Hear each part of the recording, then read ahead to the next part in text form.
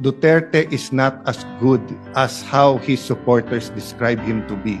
But he is also not as bad as how his detractors want him to be or describe him to be. The point is, Mr. President, we can go back and forth about history, but the wheels of justice is moving, whether here in the country or in the ICC.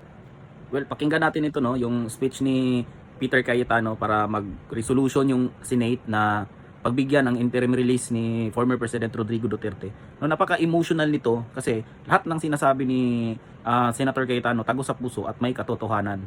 Pakinggan natin.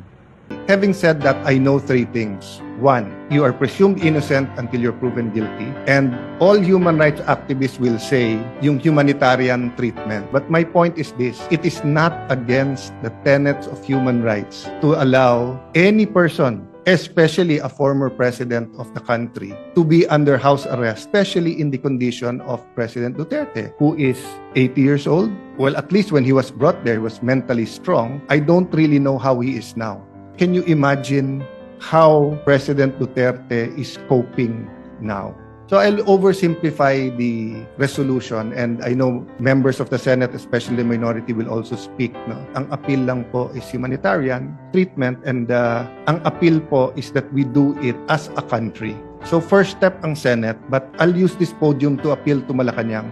Might disagree very much with the Dutertes now, with all his children or most of his children, with some of his grandchildren, with people who claim to be Duterte diehard supporters. But again, balik tayo sa humanitarian. Pag tinakpan natin yung pangalan o yung mukha niya at ganun yung sitwasyon, tutulong ba tayo o hindi? And again, hindi ko po binababa yung temperature. Human rights is important. All these issues should be threshed out, and it will be threshed out in the ICC. So, but one thing we don't want to do, no, is to see former president suffer as if it is a punishment when he has not been convicted. So, Mr. President, this is not only for him, but it is for us as a nation. I cannot imagine what the country will do if something, I don't want to say it, but if something happens with him in the detention center at wala man tayong ginawa. So, I'd like to thank you, Mr. President, the Majority Leader. I'd like to thank our colleagues that we took this up today, but I'd like to appeal to the palace na pag-aralan din nila.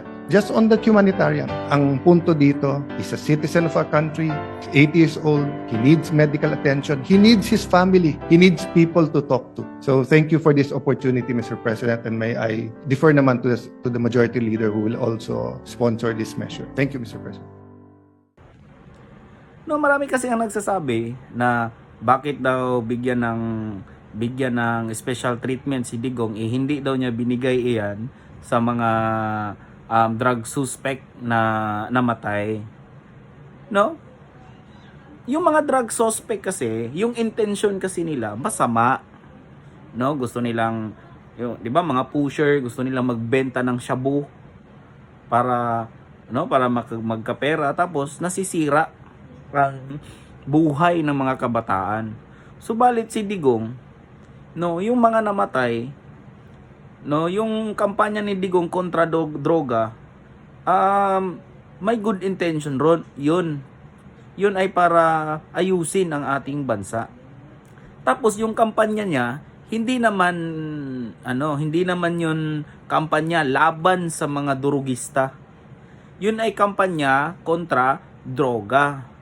'Di ba, sa unang araw pa lang ng kanyang termino, sinabi na ni Digong, kung gusto nyong mabuhay, kung ayaw nyong mamatay, tumigil na kayo. Pero ayaw nilang tumigil. No, may nagbebenta, may nagsabi pa na maliliit lang daw yung namatay. No, may namatay na mga malalaki. No, may mga mayor pa nga, 'di ba? Yung mayor ng Iloilo, si Mabilog, hindi lang namatay yon. Pero hinanting yun ni Digong. No, kasi sa Tatsulok kasi konti lang ang nasa taas niyan. No? Karamihan niyan nasa baba. No?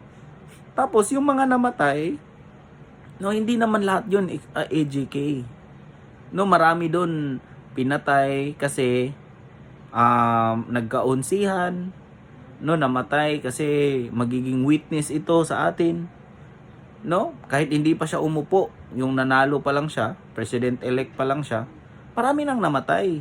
Naglilinis na, no, sa hanay ng mga pulis na mga ninja cop, mga eskalawag na pulis, no, naglilinis sila. No? Tapos, yung intensyon ni Digong ay ayusin ang Pilipinas. Pero, ano ang naging sukli ngayon? Pinadala siya sa Hague. Magpapasko na, men. No, magpapasko na. No, yung taong isipin mo kung si Marcos ang naging presidente during pandemic. Ano kaya ang buhay natin ngayon? No, ano kaya tayo noon? No, kung sasabihin lang ni Marcos, anong gagawin natin? 'Di ba? Kawawa si Digong.